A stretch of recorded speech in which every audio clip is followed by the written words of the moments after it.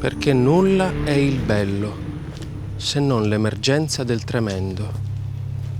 Forse possiamo reggerlo ancora ed ammirarlo anche, perché indifferente non degna distruggerci.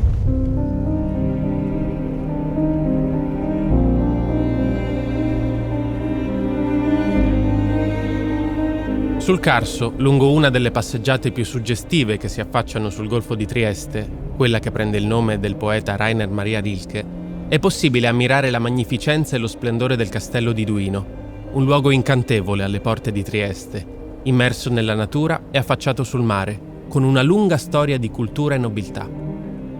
Costruito nel XIV secolo sulle rovine di un avamposto militare romano, già residenza privata dei principi della Torre Tasso, dal 2003 è aperto al pubblico per soddisfare la curiosità dei turisti e come meta prescelta per celebrare sfarzosi matrimoni.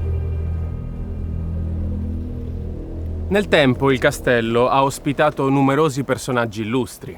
Elisabetta d'Austria, Sissi, i musicisti Johann Strauss e Franz Liszt, i poeti Gabriele D'Annunzio, Paul Valéry e lo stesso Rainer Maria Rilke compose qui due delle sue celebri elegie duinesi.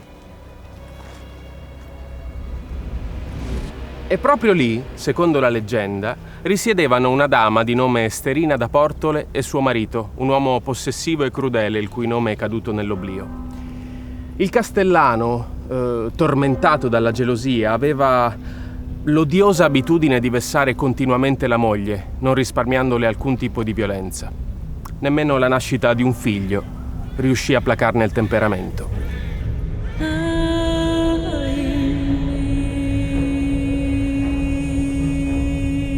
L'ennesimo episodio di insensata violenza fu quello fatale.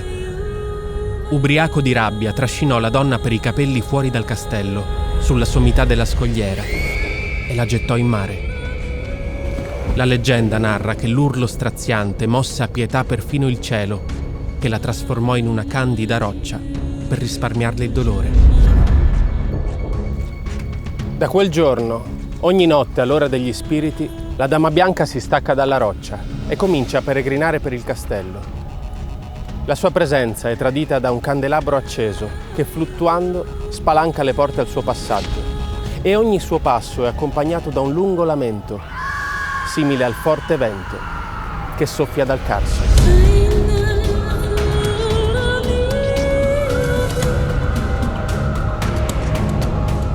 Per 3 volte appare e scompare nelle cupe sale del castello. Passa attraverso le porte serrate, vaga di sala in sala, finché non ritrova la culla in cui dormiva il suo bambino e rimane lì, ferma, rinchiusa in un silenzio profondo fino all'alba, momento in cui fa ritorno a quella roccia che ne racchiude l'anima, la roccia che si può ammirare costeggiando in barca il castello e che richiama il profilo di una dama velata. Questo monumento naturale rappresenta la testimonianza e la memoria della violenza di cui fu vittima questa donna, come tante altre dimenticate dal tempo.